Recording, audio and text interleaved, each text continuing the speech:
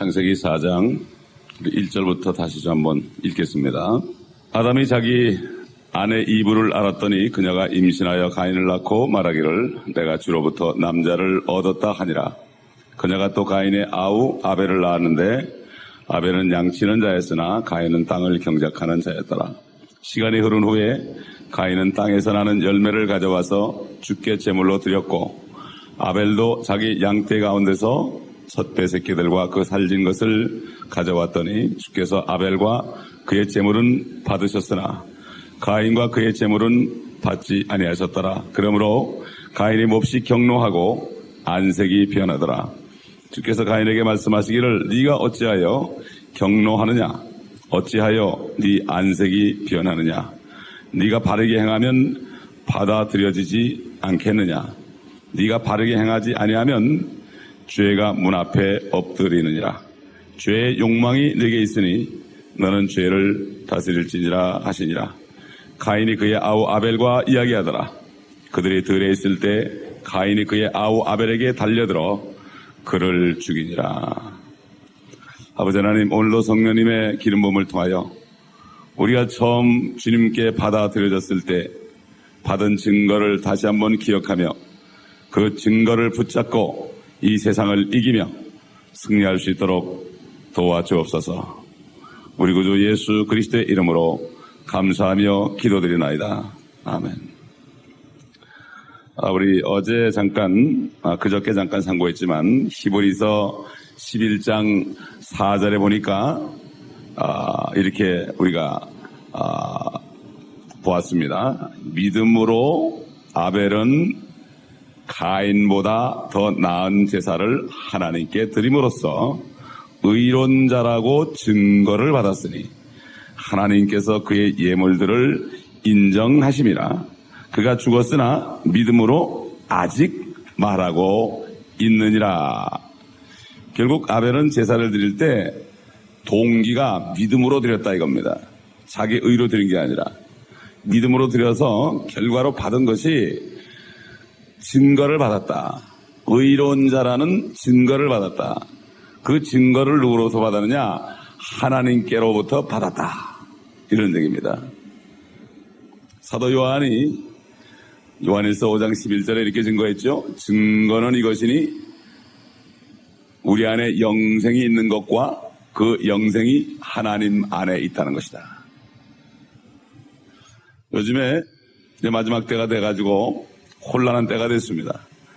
사람들이 증거를 하나님께로부터 받으려고 그러지 않고 사람으로부터 받으려고 합니다. 심지어는 목사님에게 받으려고 합니다.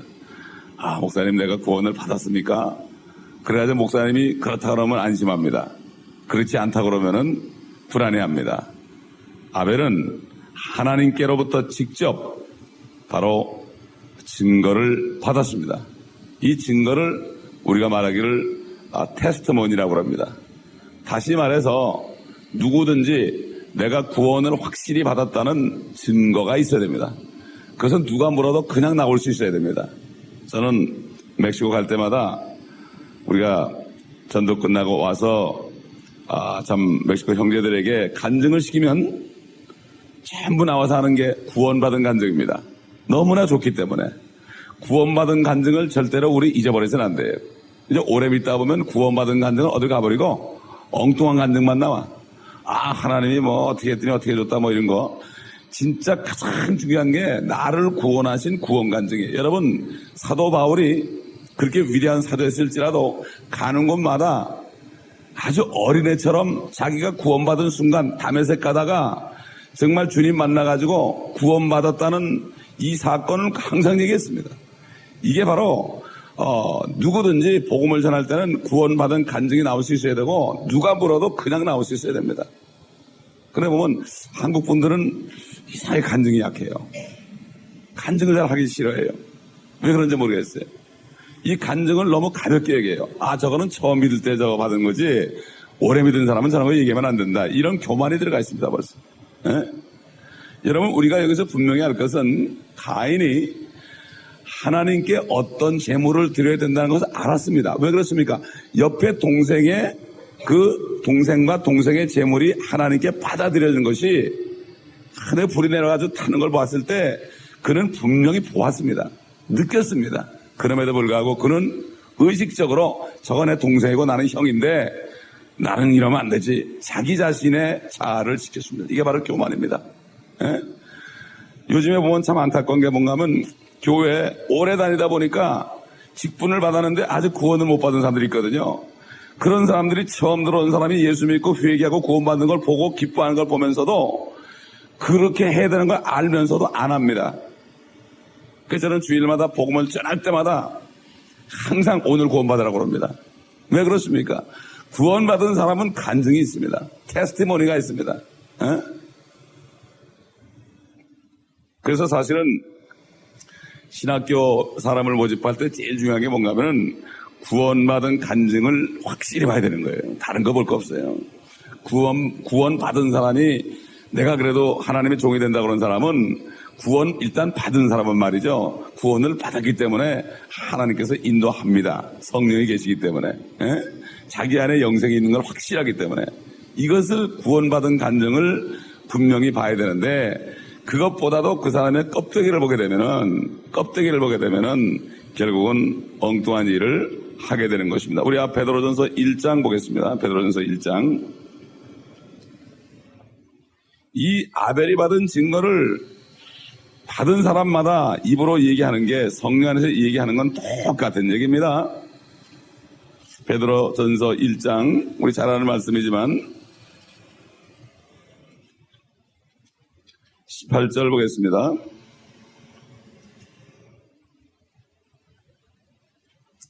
이는 너희가 17절부터 또 외모로 보지 아니하시고 각 사람의 행위에 따라 판단하시는 분을 너희가 아버지라 부른다면 너희의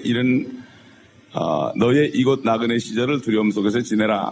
이는 너희가 아는 바와 같이 너희가 너희 조상들로부터 전통으로 이어받은 너희의 허망한 행실에서 은이나 금 같은 썩어질 것들로 구속된 것이 아니라 흠도 없고 점도 없는 어린 양 같은 그리스도의 보배로운 피로 된 것이기 때문이라.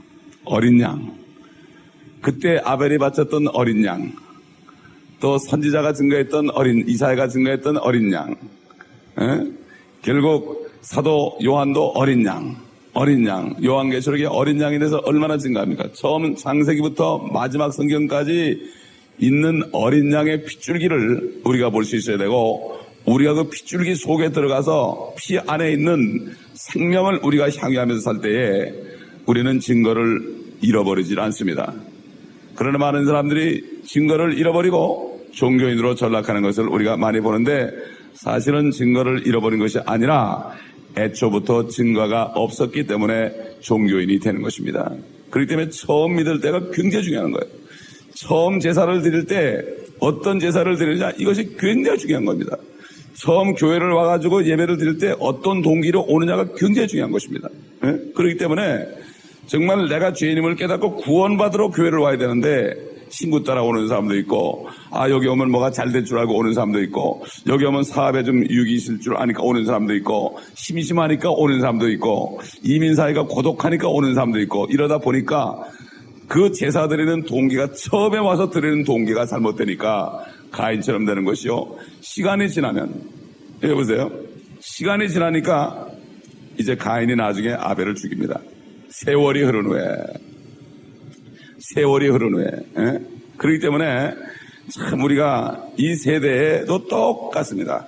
가인과 아벨이 똑같이 존재합니다. 그러면 가인의 길은 종교고 아벨의 하나님의 길은 구원이다 이것입니다. 그래서 여기 보니까 본문에 보니까 가인이 자기 제사가 받아들여지지 않았을 때 제일 먼저 나온 반응이 안색이 변한 것입니다. 안색이 변한 것입니다. 보면은 좀 이렇게 직분이 있는 분들에게 구원의 확신을 점검하면요 안색이 변합니다. 왜 그렇습니까? 안색이 변한다는 것은 아예 모르는 사람은 말이죠. 그래요? 그러고 따라옵니다. 모르는 그렇게 해야 구원받아요? 그러고 따라오는데 아는 사람들은 어떻게 구원받아야 되는지 아는데 얘기하면은 알면서도 모른 척 할 때 얼굴이 변하는 거예요, 이게. 이게 바로 종교인들의 특성입니다. 종교인들은 다 알고 있습니다. 종교 중에 가장 우두머린 가톨릭이 처음에 세워질 때만 해도 그 로마 황제들이 성경대로 믿는 아벨의 자손들을 그렇게 죽이고 그들의 피를 그렇게 흘렸는데도 그들의 수는 계속 늘어나니까 결국 그들을 이용해서 결국 종교를 만든 것이 바로 가톨릭입니다. 예? 그래야 지금까지 내려왔습니다. 가톨릭 사람들도 그들이 어떻게 믿어야 되는지를 압니다. 알면서도 그 제도 속에서 종교 제도 속에 살아남기 위해서 그들이 지금까지도 버티고 있는 것입니다. 사실 가인이 동생의 옳은 일을 보고 알았습니다. 그것을 했다면 괜찮아요. 그런데 그것을 하지 않고 안색이 변하고 미워하기 시작된 것입니다. 그러므로 그때부터 자기는 끝까지 자기 길을 가야 했던 것입니다. 자기 길을 지키지 않으면 자기 위치가 흔들리는 것입니다. 예?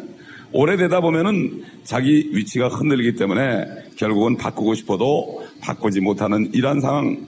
지금 그 들판에 나와 있는 가인과 아벨이 지금 똑같이 우리 눈에 보여져야 됩니다. 예? 그렇기 때문에 우리는 항상 증거를 가지고 살아야 된다 이것입니다. 이 종교의 특성은 뭐냐? 종교의 특성은 죽음 후에 어떻게 되는지 확실한 정보를 절대로 줄 수가 없습니다. 그렇기 때문에 우리가 전도할 때 당신이 죄를 가지고 오늘 밤 죽는다면 천국 가겠습니까? 지옥 가겠습니까? 확실하게 해줍니다. 그럴 때 보면 대개 가톨릭 신자들은 그런 걸 들은 적이 없으니까 두려운 마음속에 다 지옥 간다고 입으로 고백을 하지요. 예? 그렇기 때문에 이 믿음이라는 것은, 신앙이라는 것은 구원의 도는 완전히 확실하게 죽음 후에 그 운명에 대해서 확실하게 지적해 주지만 종교는 절대로 지적해 주지 못합니다. 이 가톨릭 같은 경우에는 절대로 사람이 죽을 때까지는 어디 갈지 알지 못한다 이렇게 얘기합니다. 그러면 그게 겸손인 줄 압니다. 그래가지고 지금도 옛날처럼 과부의 재산을 통째로 삼키기 때문에 가톨릭이 지금 아직도 돈이 많습니다. 가톨릭 가면 뭐 11조 내라 뭐 내라 얘기하지 않습니다. 편합니다. 그러니까 소위 개신교에 있다가 그쪽으로 많이 가는 사람들 보면은 그래서 가는 사람이 많습니다. 그들은 돈이 많기 때문에 요구할 필요가 없거든요. 그들의 영혼만 사면 됩니다. 그게 바로 사탄이가 하는 일이기 때문입니다. 우리 7절을 보니까 네가 바르게 행하지 아니하면 죄가 문 앞에 엎드리느니라. 주님께서는 아담과 이브가 말씀을 어겼을 때는 너 왜 죄를 졌느냐 이렇게 얘기하지 않았습니다. 그때까지만 해도 은혜를 베풀어 주시고 사탄에게 쏘가서 먹었기 때문에 은혜를 베풀어 주시고 그냥 가죽옷을 입혀주시고 내쫓아버리고 생명가를 못 먹게 했죠. 죄 가운데 영원히 살까봐 은혜를 주셨습니다. 근데 가인에게는 주님께서 이렇게 얘기합니다. 네가 바르게 행하지 않으면 죄가 문 앞에 엎드리느니라. 이것은 뭡니까?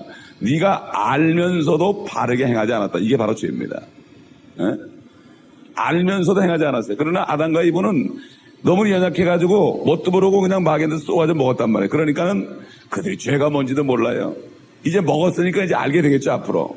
그게 이제 가인에게 나타난 겁니다.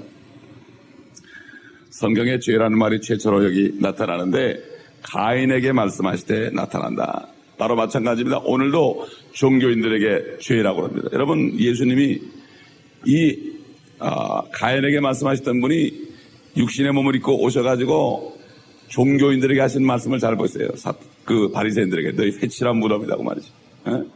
악한 자라고. 너희는 악한 자로부터 나왔다고 그랬고 독사의 자식들이라고 그랬습니다.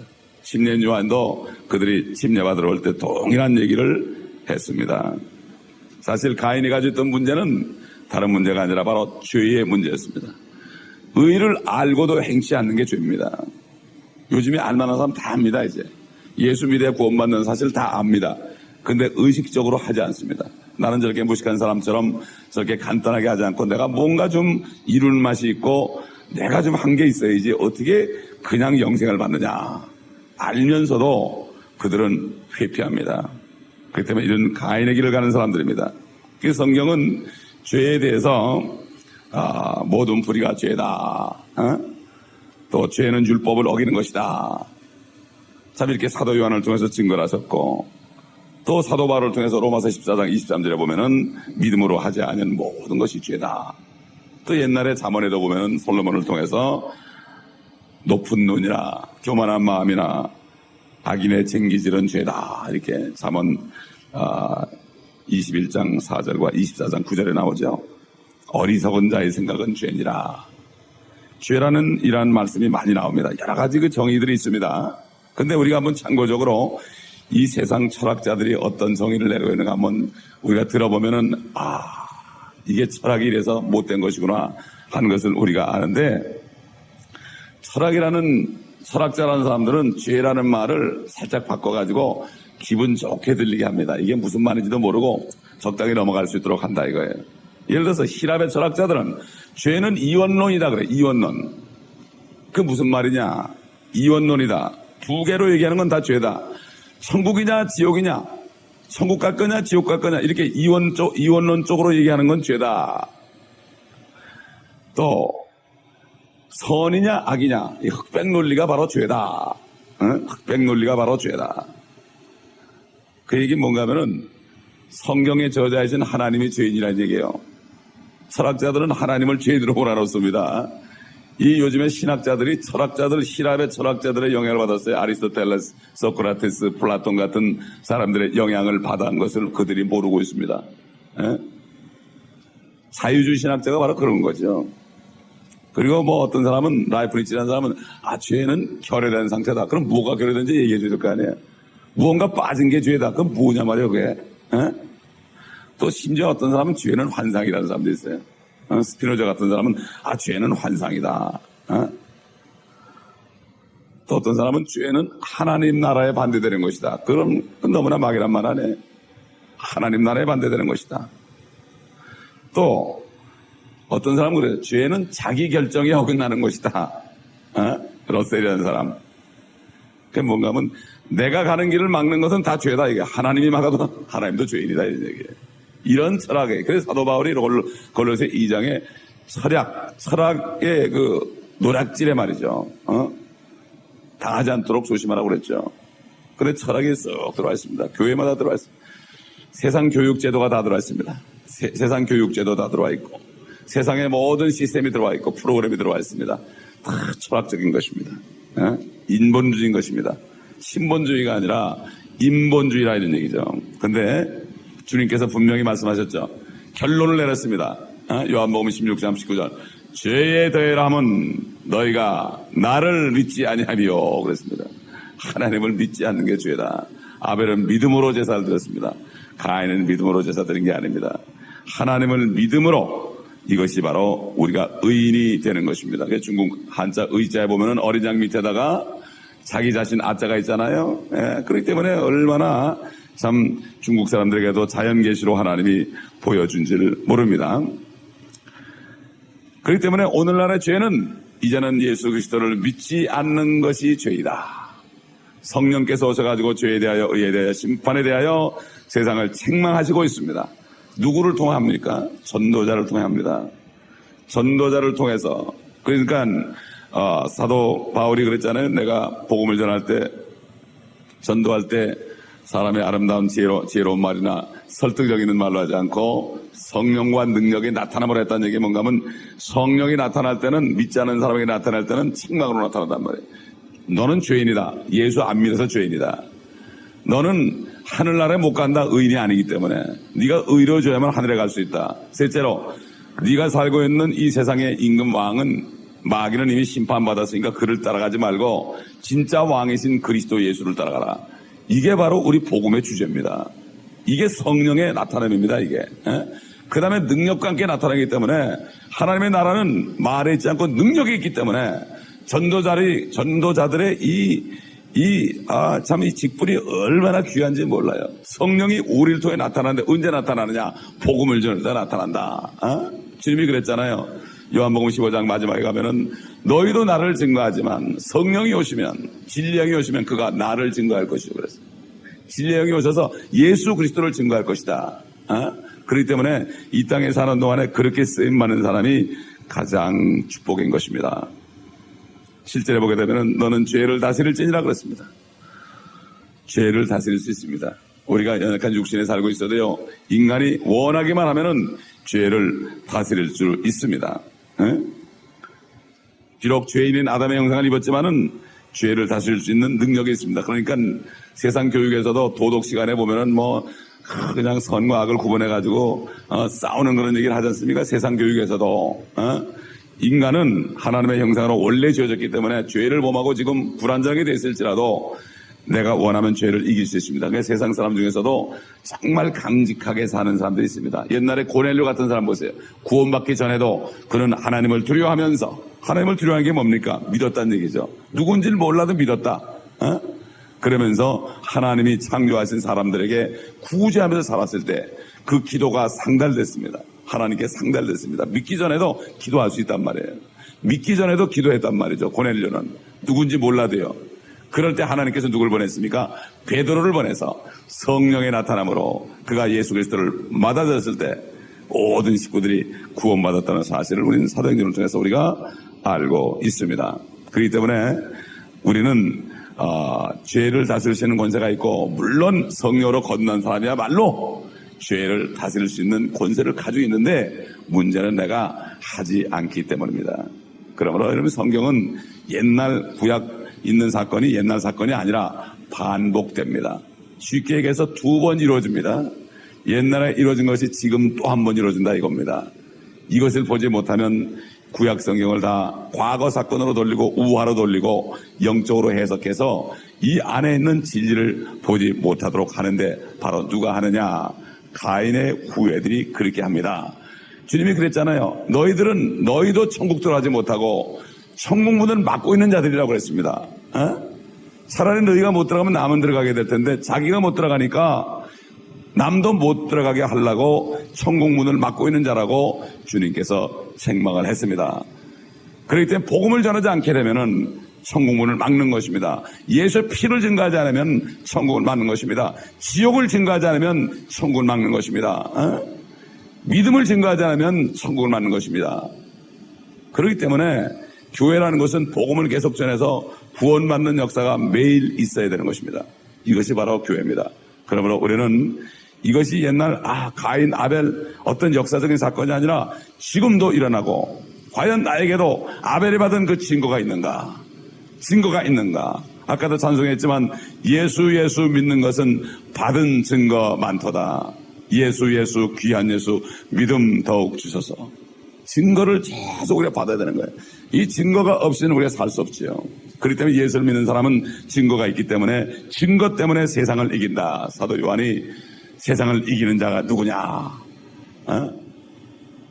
바로 우리의 믿음이 아니냐. 믿음이 무엇이냐? 예수 그리스도가 하나님의 아들이심을 믿는 것이 아니라 그 하나님의 아들이 내 안에 있기 때문에, 내 안에 영생이 있기 때문에 나는 죽어도 살기 때문에 세상을 이기는 것 아니냐. 세상이 나에게 할 수 있는 것은 육신을 죽이는 것밖에 못하니까 죽어도 나는 살 것이다.